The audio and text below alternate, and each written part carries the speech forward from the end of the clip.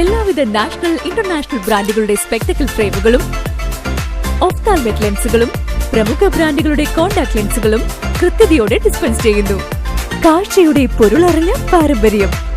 Kunnickal opticals, Eramallur.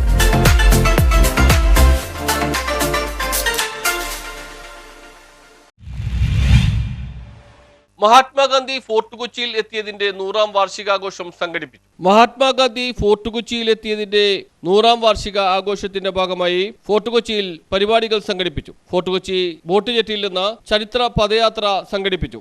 പദയാത്രയുടെ ഉദ്ഘാടനം ജില്ലാ collector NSK Umesh നിർവഹിച്ചു.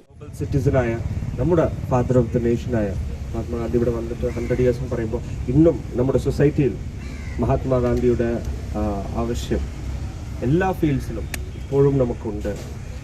മഹാത്മാഗാന്ധിയുടെ നിങ്ങളെല്ലാവരും ഇവിടെ ഉള്ള യങ്സ്റ്റേഴ്സ് മഹാത്മാഗാന്ധിയുടെ ലൈഫ് തന്നെ my life is my message എന്നാണ്. മഹാത്മാഗാന്ധിയുടെ ലൈഫിലുള്ള മഹാത്മാഗാന്ധിയുടെ കളക്റ്റഡ് വർക്ക്സ് എനിക്കിവിടെ പറയാനുള്ളത് കുട്ടികളെല്ലാവരും ഇന്നത്തെ പ്രോഗ്രാമിൻ്റെ ഒരു മെസ്സേജായിട്ട് നമ്മുടെ യുവതലമുറ മഹാത്മാഗാന്ധിയുടെ ഓട്ടോബയോഗ്രഫി അത് മാത്രമല്ല കളക്റ്റഡ് വർക്ക്സ് മഹാത്മാഗാന്ധി ഓരോരോ കാര്യത്തെക്കുറിച്ചും അത് ആൽക്കഹോളിസം ആയിരിക്കാം, ക്രീഡ്, എൻവിറോൺമെൻറ്റ്, വിമൻ, ഇങ്ങനെ സെൽഫ് റിലയൻസ്, ഇങ്ങനെ നോൺ വയലൻസ്, ഇങ്ങനെ എല്ലാ കാര്യങ്ങളിലും മഹാത്മാഗാന്ധി ഒരു പയനീറായിരുന്നു. മഹാത്മാഗാന്ധി അപ്പോൾ പറഞ്ഞപ്പോൾ അത് വളരെ പുതിയ കാര്യങ്ങളായിരുന്നു.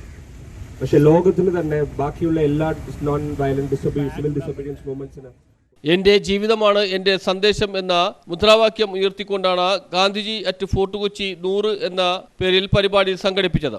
രാവിലെ പദയാത്രയും 10 മണിക്ക് ചിത്രരചനാ മത്സരവും സംഘടിപ്പിച്ചു. ചിത്ര പ്രദർശനം, പ്രശസ്ത കലാകാരന്മാരുടെ ചിത്രകലാ ക്യാമ്പ്, സർവമത പ്രാർത്ഥന, ഗാന്ധിജി അനുസ്മരണവും ദീപം തെളിയിക്കൽ എന്നീ പരിപാടികളും സംഘടിപ്പിച്ചു. ഗാന്ധിജി മട്ടാഞ്ചേരിയിൽ താമസിച്ച അദ്ദേഹത്തിന്റെ സുഹൃത്തായ മധുർദാസിന്റെ പൗത്രനും ചടങ്ങിൽ പങ്കെടുത്തു. Sajan Mannali, Augustus Cyril, KJ Sohan, Deepak Pujara തുടങ്ങിയവർ നേതൃത്വം നൽകി.